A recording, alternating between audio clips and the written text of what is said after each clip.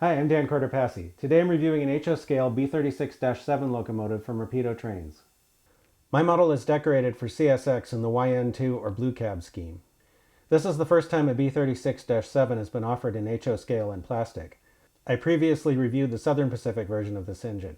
If you want to take a look, the video can be found in the Product Reviews playlist on this channel. Rapido offers this model in two versions. The MSRP for the DC version is $229.95. The MSRP for the version with DCC and Sound is $339.95. I paid $269.99 for my sound equip model from modeltrainstuff.com. We'll start the model at 100 possible points. The engine comes in a sturdy cardboard box. Inside is some documentation. The operating manual is cleverly styled to look like GE literature. The round logo has an RT for Rapido Trains instead of GE.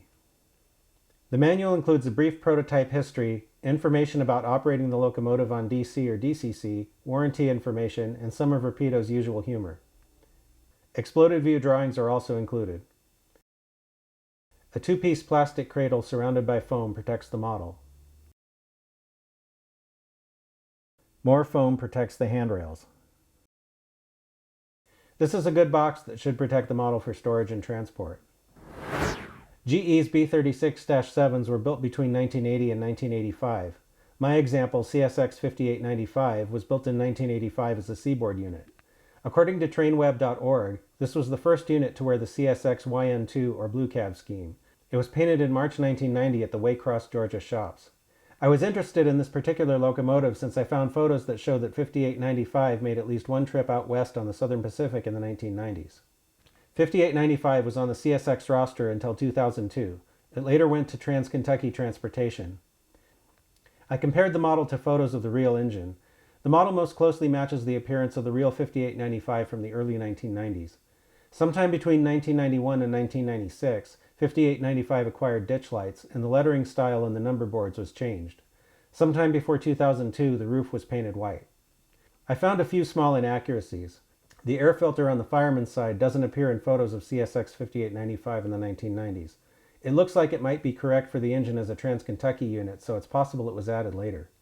Also, the CSX unit should have a bell on the engineer's side ahead of the fuel tank. In fact, I can't find a bell on my unit at all. The plow is close, but also not quite accurate. There's an object inside the cab that blocks a good portion of the engineer's front window. This is an easy thing to miss, and I didn't catch it when I was reviewing the SP version. None of these things are major issues, and they could be easily fixed with a few aftermarket details, or in the case of the air filter, by simply removing it. Still, at this price, I think Rapido could have done just a little better, so I'm taking 5 points for all these things combined. The paint on the model is opaque. In some areas, it's thick enough to start to soften some of the excellent detail on the shell. The separation lines between the colors are generally sharp in most places. In front, the edges of the yellow are slightly ragged, but this isn't too noticeable when the engine is sitting on a layout. The markings are crisp, and all but the tiniest writing is legible with magnification. I found a few small voids in the CSX lettering on the sides at panel seams and over door latches, but nothing too objectionable. The handrails are wire with plastic stanchions, and the stanchions on my model are straight. The ones in my SP model weren't all straight, but I found that I could move them along the handrail wire with some gentle pressure. The grills in the back under the radiator section are molded on. These would really pop with some weathering. The trucks have brake lines, sander lines, and the fireman's side front truck has a speed recorder cable. The engineer's side front truck has a brake chain. In front, the model has blanked out class lights, which match the photos of the real engine in CSX colors. The real 5895 had class lights when it was built, so kudos to Rapido for not just producing the as-built version of the engine like other manufacturers sometimes do. I like the nicely done windshield wipers. The numbers in the number boards are behind clear plastic, making them look like numbers behind glass. I really like this effect, something I often do on models that I paint myself.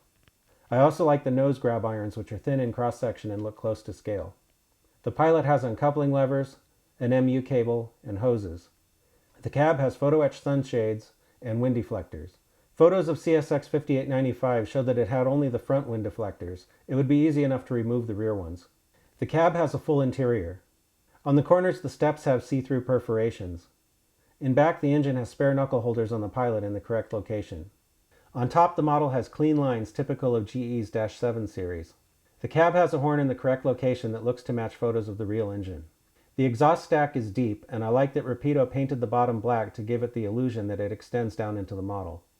The radiator grills are photo etched. Under the sill, the model has enough detail to look right when it's on the track. All of the axles are powered and all of the wheels pick up current.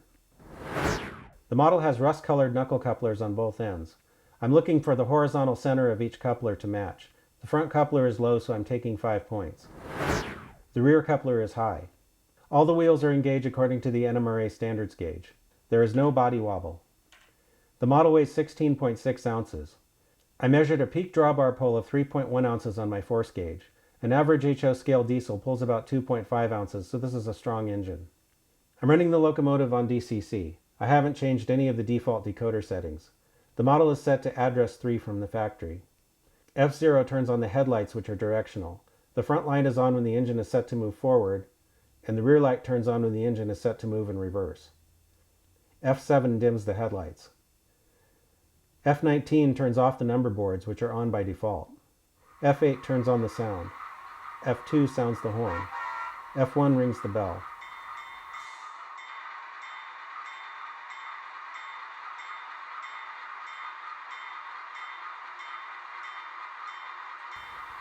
The horn can do a long or short toot depending on how long the F2 key is held down.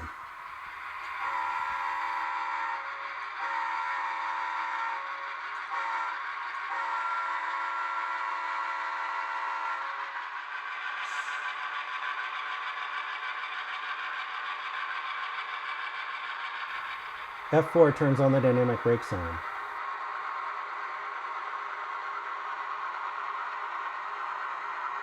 F9 activates the full throttle feature, which allows the prime mover to notch up or down independent of the locomotive speed. This is good for simulating starting under a heavy load or coasting.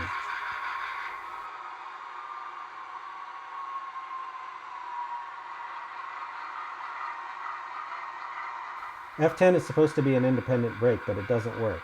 When you press F10, the locomotive makes a noise but doesn't stop. The Rapido RS11 I recently reviewed also had this issue. In that case, I was able to correct the problem by reprogramming CVs in the decoder. I was not able to do that with the B36-7. ESU decoders are complex, and it's possible that I just missed the right combination of CVs to make the break happen. Instead, I downloaded a new sound file from the ESU website, S0726, which was recorded from a B36-7.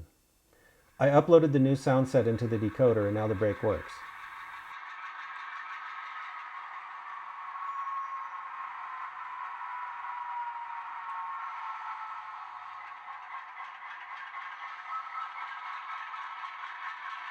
While I was at it, I also changed the horn sound.